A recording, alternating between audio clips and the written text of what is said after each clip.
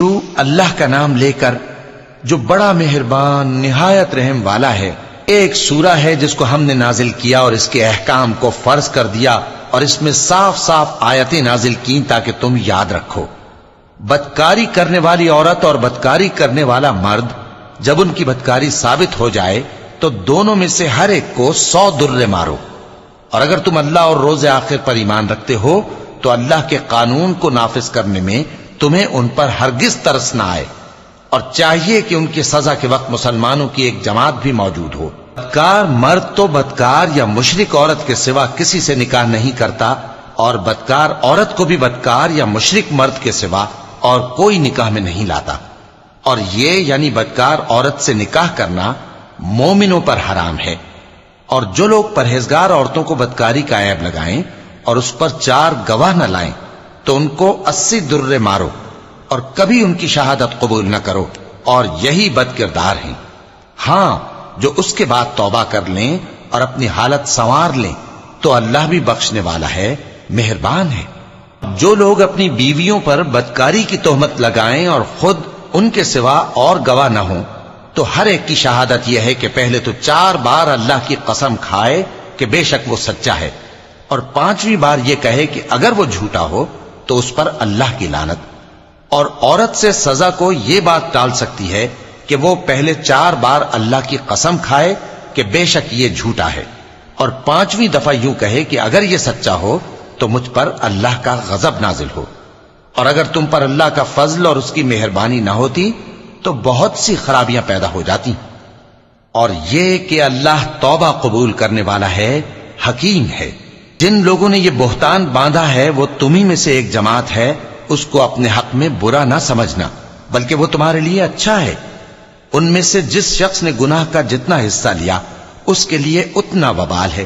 اور جس نے ان میں سے اس بہتان کا بڑا بوجھ اٹھایا ہے اس کو بڑا عذاب ہوگا۔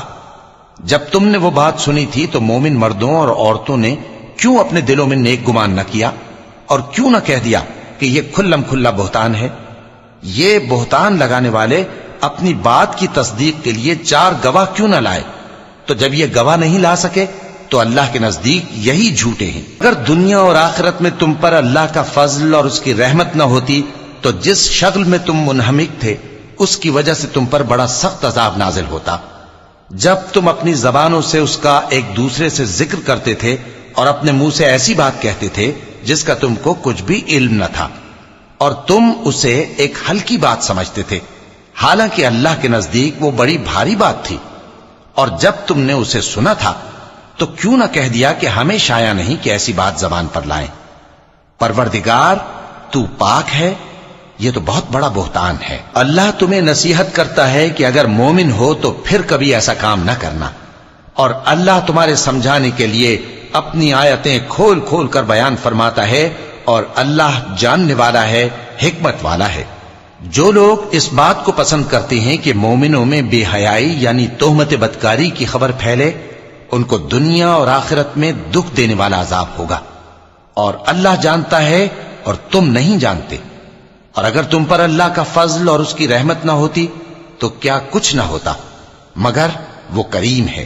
اور یہ کہ اللہ نہایت مہربان ہے، رحیم ہے۔ مومنوں، شیطان کے قدموں پر نہ چلنا، اور جو شخص شیطان کے قدموں پر چلے گا تو شیطان تو بے حیائی کی باتیں اور برے کام ہی بتائے گا۔ اور اگر تم پر اللہ کا فضل اور اس کی مہربانی نہ ہوتی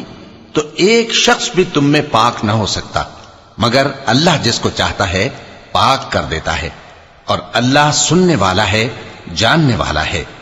اور جو لوگ تم میں صاحب فضل اور صاحب مال ہیں وہ اس بات کی قسم نہ کھائیں کہ رشتہ داروں اور محتاجوں اور وطن چھوڑ جانے والوں کو کچھ نہیں دیں گے،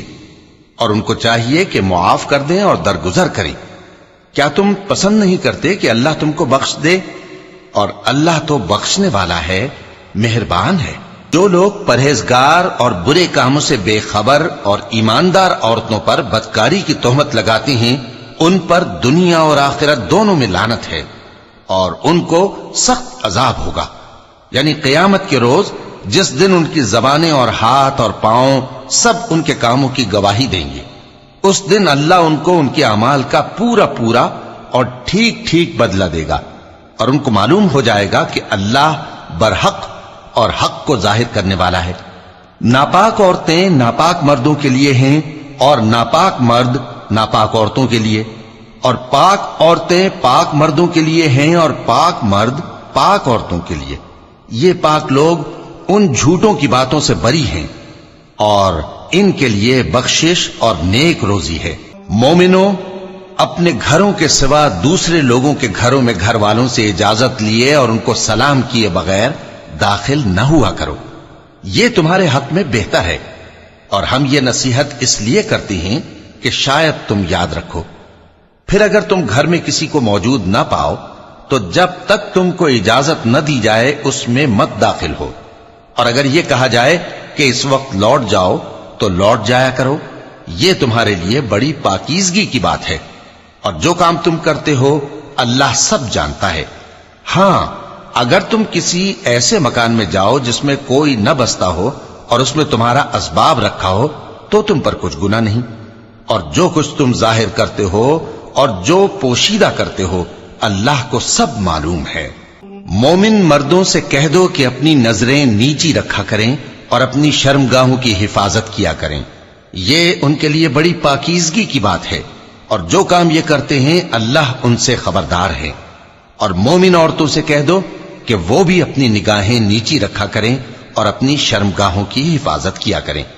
اور اپنی آرائش یعنی زیور کے مقامات کو ظاہر نہ ہونے دیا کریں مگر جو اس میں سے کھلا رہتا ہو،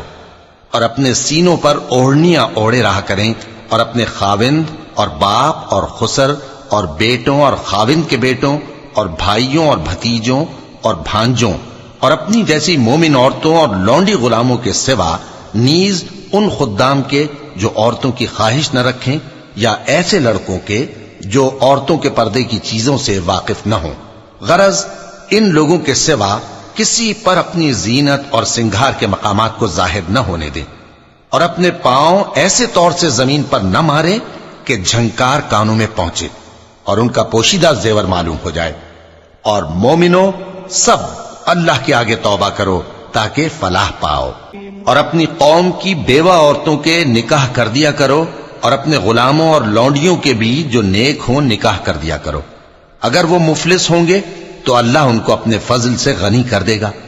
اور اللہ بہت وسعت والا ہے، سب کچھ جاننے والا ہے۔ اور جن کو بیاہ کا مقدور نہ ہو وہ پاک دامنی کو اختیار کیے رہیں یہاں تک کہ اللہ ان کو اپنے فضل سے غنی کر دے۔ اور جو غلام تم سے مکاتبت یعنی مال دے کر پروانہ آزادی کی تحریر چاہیں، اگر تم ان میں صلاحیت اور نیکی پاؤ تو ان سے مکاتبت کر لو، اور اللہ نے جو مال تم کو بخشا ہے اس میں سے ان کو بھی دو۔ اور اپنی باندیوں کو اگر وہ پاک دامن رہنا چاہیں تو دنیاوی زندگی کے فوائد حاصل کرنے کے لیے بدکاری پر مجبور نہ کرنا، اور جو ان کو مجبور کرے گا تو ان بیچاریوں کے مجبور کیے جانے کے بعد اللہ بخشنے والا ہے، مہربان ہے۔ اور ہم نے تمہاری طرف روشن آیتیں نازل کی ہیں، اور جو لوگ تم سے پہلے گزر چکے ہیں ان کی خبریں اور پرہیزگاروں کے لیے نصیحت۔ اللہ آسمانوں اور زمین کا نور ہے، اس کے نور کی مثال ایسی ہے کہ گویا ایک طاق ہے جس میں ایک چراغ ہے، اور چراغ ایک قندیل میں ہے، اور قندیل ایسی صاف شفاف ہے کہ گویا موتی کا سا چمکتا ہوا تارا ہے۔ اس میں ایک مبارک درخت کا تیل جلایا جاتا ہے یعنی زیتون کا، کہ نہ مشرق کی طرف ہے نہ مغرب کی طرف۔ ایسا معلوم ہوتا ہے کہ اس کا تیل خواہ آگ اسے نہ بھی چھوئے جلنے کو تیار ہے، بڑی روشنی پر روشنی ہو رہی ہے۔ اللہ اپنے نور سے جس کو چاہتا ہے سیدھی راہ دکھاتا ہے، اور اللہ جو مثالیں بیان فرماتا ہے تو لوگوں کے سمجھانے کے لیے، اور اللہ ہر چیز سے واقف ہے۔ وہ قندیل ان گھروں میں ہے جن کے بارے میں اللہ نے ارشاد فرمایا ہے کہ بلند کیے جائیں اور وہاں اللہ کے نام کا ذکر کیا جائے، اور ان میں صبح و شام اس کی تسبیح کرتے ہیں۔ ایسے لوگ جن کو اللہ کے ذکر اور نماز پڑھنے اور زکوٰۃ دینے سے نہ سوداگری غافل کرتی ہے نہ خرید و فروخت،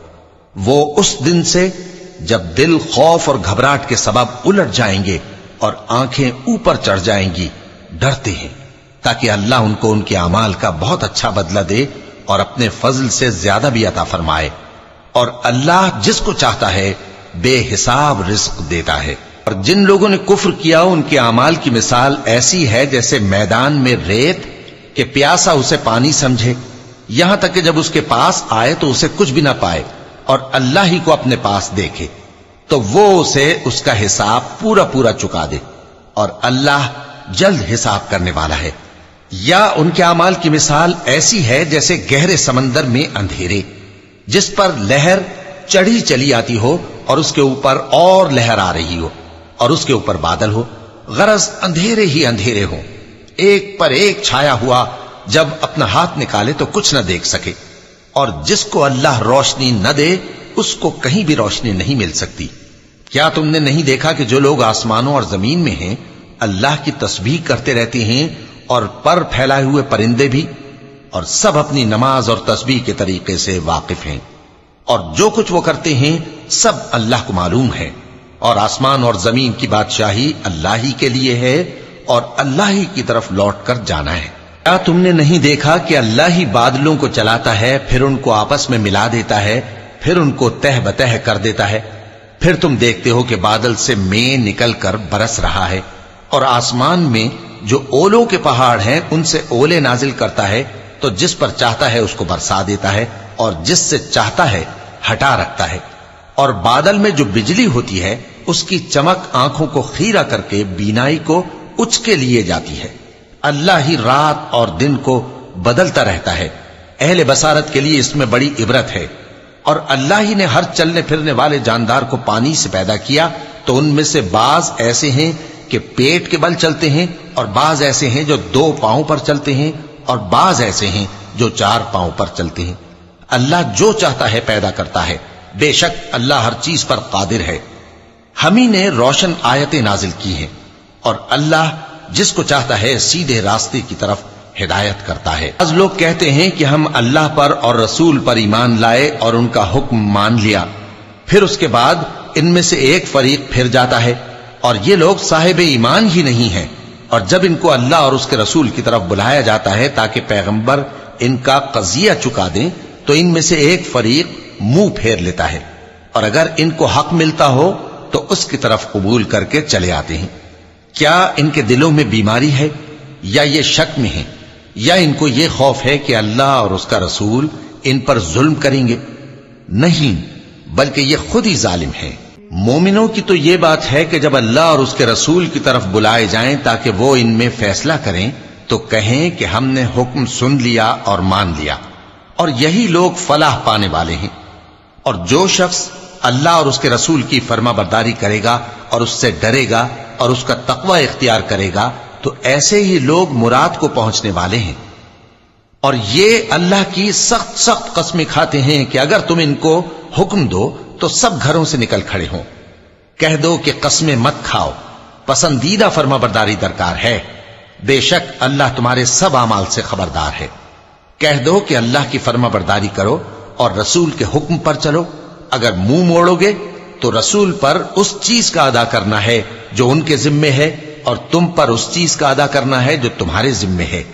اور اگر تم ان کے فرمان پر چلو گے تو سیدھا رستہ پالو گے، اور رسول کے ذمے تو صاف صاف پہنچا دینا ہے۔ جو لوگ تم میں سے ایمان لائے اور نیک کام کرتے رہے ان سے اللہ کا وعدہ ہے کہ ان کو ملک کا حاکم بنا دے گا،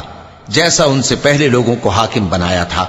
اور ان کے دین کو جسے اس نے ان کے لیے پسند کیا ہے مستحکم و پائیدار کرے گا، اور خوف کے بعد ان کو امن بخشے گا۔ وہ میری عبادت کریں گے اور میرے ساتھ کسی چیز کو شریک نہ بنائیں گے، اور جو اس کے بعد کفر کرے تو ایسے ہی لوگ بد کردار ہیں۔ اور نماز پڑھتے رہو اور زکوٰۃ دیتے رہو اور پیغمبر کے فرمان پر چلتے رہو تاکہ تم پر رحمت کی جائے، اور ایسا خیال نہ کرنا کہ کافر لوگ ہم کو زمین میں مغلوب کر دیں گے، ان کا ٹھکانہ دوزخ ہے اور وہ بہت برا ٹھکانہ ہے۔ مومنوں، تمہارے باندی غلام اور جو بچے تم میں سے بلوغ کو نہیں پہنچے 3 دفعہ یعنی 3 اوقات میں تم سے اجازت لیا کریں، ایک تو نماز فجر سے پہلے، اور دوسرے گرمی کی دوپہر کو جب تم کپڑے اتار دیتے ہو، اور تیسرے عشاء کی نماز کے بعد۔ یہ 3 وقت تمہارے پردے کے ہیں، ان کے آگے پیچھے یعنی دوسرے وقتوں میں نہ تم پر کچھ گناہ ہے اور نہ ان پر کہ کام کاج کے لیے ایک دوسرے کے پاس آتے رہتے ہو۔ اس طرح اللہ اپنی آیتیں کھول کھول کر بیان فرماتا ہے، اور اللہ بڑا علم والا ہے، بڑا حکمت والا ہے۔ اور جب تمہارے لڑکے بالغ ہو جائیں تو ان کو بھی اسی طرح اجازت لینی چاہیے جس طرح ان سے اگلے یعنی بڑے آدمی اجازت حاصل کرتے رہے ہیں۔ اس طرح اللہ تم سے اپنی آیتیں کھول کھول کر بیان فرماتا ہے، اور اللہ جاننے والا ہے، حکمت والا ہے۔ اور بڑی عمر کی عورتیں جن کو نکاح کی توقع نہیں رہی اور وہ زائد کپڑے اتار کر سر ننگا کر لیا کریں تو ان پر کچھ گناہ نہیں، بشرطے کہ اپنی زینت کی چیزیں نہ ظاہر کریں، اور اگر اس سے بھی بچیں تو یہ ان کے حق میں بہتر ہے، اور اللہ سنتا ہے، جانتا ہے۔ نہ تو اندھے پر کچھ گناہ ہے اور نہ لنگڑے پر اور نہ بیمار پر اور نہ خود تم پر کہ اپنے گھروں سے کھانا کھاؤ، یا اپنے باپ دادا کے گھروں سے، یا اپنی ماؤں کے گھروں سے، یا بھائیوں کے گھروں سے، یا اپنی بہنوں کے گھروں سے، یا اپنے چچاؤں کے گھروں سے، یا اپنی پھوپھیوں کے گھروں سے، یا اپنے ماموں کے گھروں سے، یا اپنی خالاؤں کے گھروں سے، یا اس گھر سے جس کی کنجیاں تمہارے ہاتھ میں ہوں، یا اپنے دوستوں کے گھروں سے۔ اور اس کا بھی تم پر کچھ گناہ نہیں کہ سب مل کر کھانا کھاؤ یا جدا جدا۔ پھر جب گھروں میں جایا کرو تو اپنے گھر والوں کو سلام کیا کرو، یہ اللہ کی طرف سے مبارک اور پاکیزہ تحفہ ہے۔ اس طرح اللہ اپنی آیتیں کھول کھول کر بیان فرماتا ہے تاکہ تم سمجھو۔ مومن تو وہ ہیں جو اللہ پر اور اس کے رسول پر ایمان لائے، اور جب کبھی ایسے کام کے لیے جو جمع ہو کر کرنے کا ہو پیغمبر کے پاس جمع ہوں تو ان سے اجازت لیے بغیر چلے نہیں جاتے۔ اے پیغمبر، جو لوگ تم سے اجازت حاصل کرتے ہیں وہی اللہ پر اور اس کے رسول پر ایمان رکھتے ہیں، سو جب یہ لوگ تم سے کسی کام کے لیے اجازت مانگا کریں تو ان میں سے جسے چاہا کرو اجازت دے دیا کرو، اور ان کے لیے اللہ سے بخشش مانگا کرو، کچھ شک نہیں کہ اللہ بخشنے والا ہے، مہربان ہے۔ مومنو، پیغمبر کے پکارنے کو ایسا خیال نہ کرنا جیسا تم آپس میں ایک دوسرے کو پکارتے ہو، بے شک اللہ کو وہ لوگ معلوم ہیں جو تم میں سے آنکھ بچا کر کھسک جاتے ہیں۔ تو جو لوگ ان کے حکم کی مخالفت کرتے ہیں ان کو ڈرنا چاہیے کہ ایسا نہ ہو کہ ان پر کوئی آفت پڑ جائے یا تکلیف دینے والا عذاب نازل ہو۔ دیکھو، جو کچھ آسمانوں اور زمین میں ہے سب اللہ ہی کا ہے، جس طریق پر تم ہو وہ اسے جانتا ہے، اور جس روز لوگ اس کی طرف لوٹائے جائیں گے تو جو عمل وہ کرتے رہے وہ ان کو بتا دے گا، اور اللہ ہر چیز سے واقف ہے۔